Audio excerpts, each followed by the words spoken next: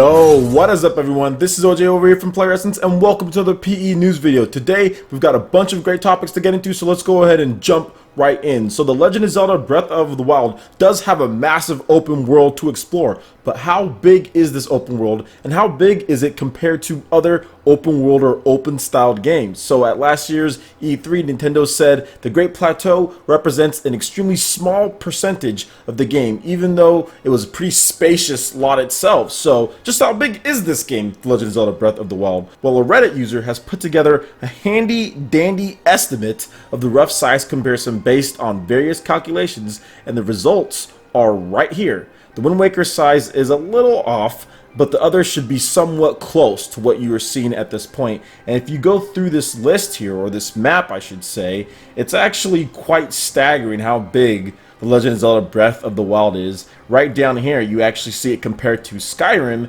and while Skyrim does have a pretty massive world, especially for back when it first came out, that's actually really impressive. The Legend of Zelda Breath of the Wild is bigger. Obviously, Wind Waker, Ocarina of Time, and Twilight Princess do not even compare. The Legend of Zelda Breath of the Wild is a massive open world game that's really going to be pretty fun to explore and ride about on your horse and just explore all the different dungeons. This could be one of Nintendo's finest games ever made. Looking at all the promotional materials so far that's been released, looking at the hands-on, getting a chance to play the Wii U version myself at last year's E3, I have to say I came away very impressed, and I have high hopes for this game, especially with how long it's been in development and kind of the hype behind it. So I know a lot of you dudes are excited for The Legend of Zelda Breath of the Wild, and it's coming soon, guys. March 3rd on the Wii U and Nintendo Switch. Next, we do have some more Legend of Zelda Breath of the Wild news, and that the upcoming game will support the brand new HD Rumble feature on the Nintendo Switch Joy-Cons in addition to the Nintendo Switch Pro Controller. This will bring a whole new added depth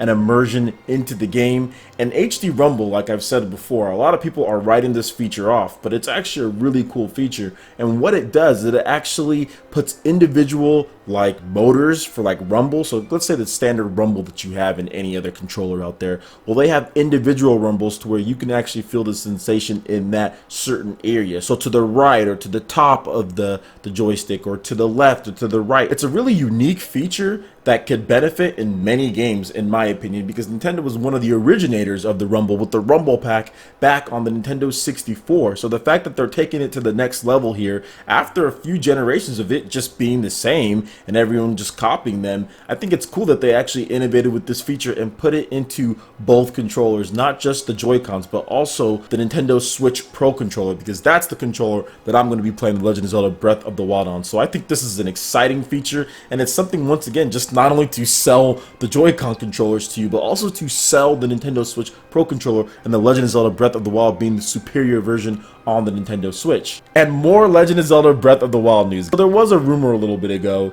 that Link could be a female in the Legend of Zelda Breath of the Wild.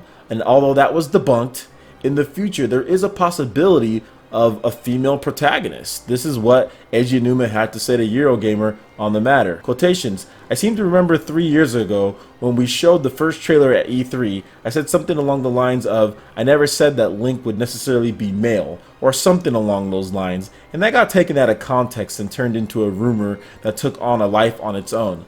Link has always been portrayed as a male character as a protagonist of games. After that happened, actually, we did discuss in the team about whether or not we should have a female protagonist. I spoke to Mr. Miyamoto about it, and the whole team talked about it, but in the end, it just didn't happen.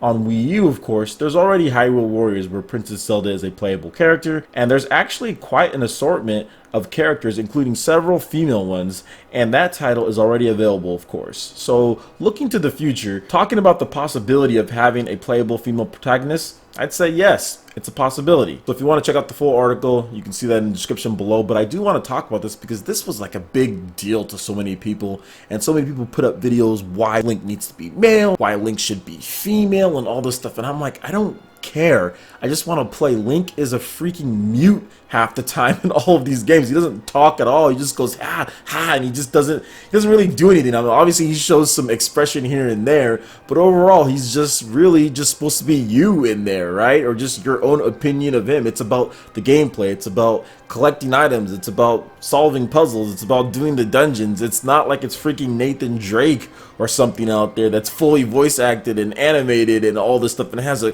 crazy personality. It's just Link. So if they portrayed Link as a female or a male, I mean, I'm like, whatever, I do not care. All I care about is the quality of the game, and is the character design cool? I mean, does it look good? Does it play good? Is it smooth? These are the things that I'm worried about the most when it comes to the Legend of Zelda, and that's what I want to see the most. If they decided to make Link female, that's fine. They decided to make Link female. They decided to make Zelda a playable character, fine. They decided to make Zelda a playable character. All I want to do is have a great game at my hands and have the classic Zelda style gameplay with some additions, with the stuff that they're doing in Breath of the Wild. I like the stuff that they're doing in that game, so that's what attracts me to the game, not necessarily Link himself. The way that this game is looking, the open world, there's so many gameplay elements and the controls and everything that makes Zelda great. I think people just concentrate so much. But I understand Link is an iconic character, and I completely understand if you're on the other side and if you feel one way or another. So I'm definitely not trying to argue with you there. But at the same time, like I said, to me it's about the gameplay, but I understand for other people it could be about other things. Alright guys, that wraps it up for this video here. Go ahead and hit that like button if you did like it. Lets me know you guys want more content like this going forward in the future. And subscribe to PlayerEssence for more news, reviews, trailers, tips, and tricks, and everything in gaming. Thank you so much for watching, and we'll see you guys for the next video. Peace!